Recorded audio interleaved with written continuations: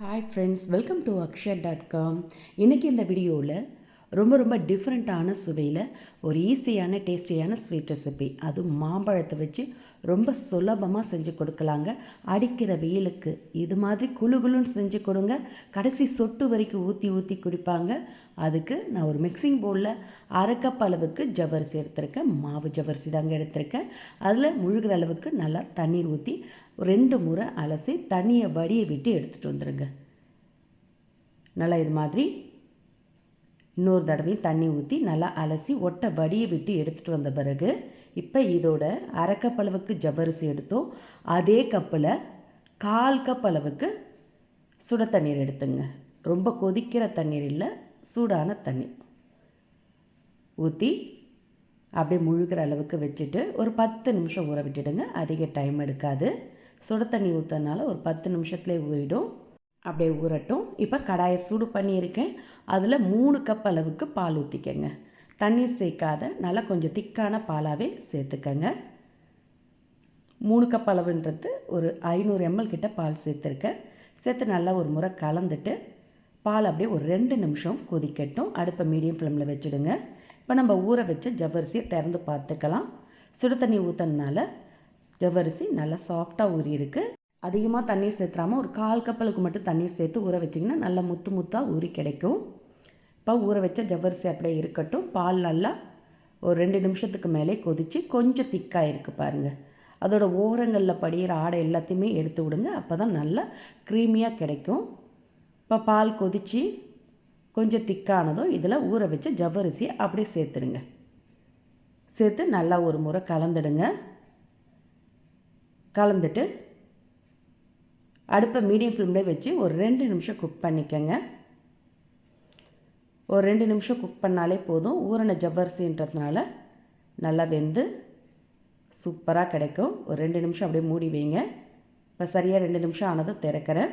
ஜவ்வரிசி எல்லாம் பாலில் வெந்து கண்ணாடி பதத்துக்கு வந்திருக்கு பாருங்கள்.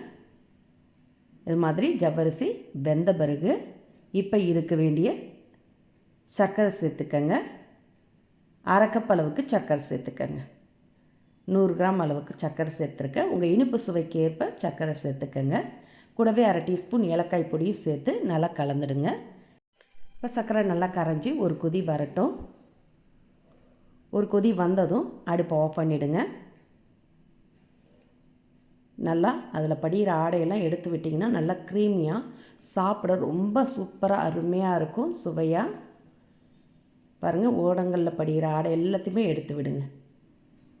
இது திக்கான பாலுன்றதுனால நல்லா கொஞ்சம் க்ரீமியாகவே கிடைக்கும். இப்போ அடுப்பை ஆஃப் பண்ணிவிட்டு இதோட 1 கப் அளவுக்கு மாம்பழத்தை அரைச்சி சேர்த்துக்கங்க. நான் ஒரு பெரிய சைஸ் மாம்பழம் எடுத்திருந்தேன். அதில் பாதி மாம்பழத்தை அரைச்சி சேர்த்துருக்கேன். இது மாதிரி நல்லா கொஞ்சம் திக்காக அரைச்சி சேர்த்து கலந்துக்கங்க. நல்லா இது மாதிரி கலந்த பிறகு மீதி மாம்பழத்தை பொடிசாக கட் பண்ணி சேர்த்துக்கங்க. நல்லா க்ரீமியாக சூப்பராக வந்திருக்கு. இப்போ இதோட மீதி பாதி மாம்பழத்தை நல்லா பொடிசாக கட் பண்ணி சேர்த்து கலந்துக்கங்க. அடுப்பை ஆஃப் பண்ண பிறகு மாம்பழ விதை சேர்த்து கலந்துக்கங்க. இப்போ இது மாதிரி பொடிசாக கட் பண்ண மாம்பழ துண்டுகளையும் சேர்த்துட்டு இது கூட விருப்பப்பட்ட நட்ஸ், பாதாம், முந்திரி எதுவாக இருந்தாலும் பொடிசாக கட் பண்ணி சேர்த்துட்டிங்கன்னா சாப்பிட நல்ல சுவையாக அங்கங்கே கடிபடும், நல்லாயிருக்கும். இப்போ கட் பண்ண மாம்பழத்தையும் சேர்த்து நல்லா ஒரு முறை கலந்துட்டு இதை அப்படியே வெதுவெதுப்பான சூட்லேயும் பரிமாறலாம். சூப்பராக நல்லா அருமையாக சுவையாக இருக்கும். இதை அப்படியே மூடி எடுத்து நீங்கள் ஃப்ரிட்ஜில் வச்சு நல்ல சில்லுன்னு கூலிங் ஆன பிறகு பரிமாறினாலும் சூப்பராக இருக்கும்.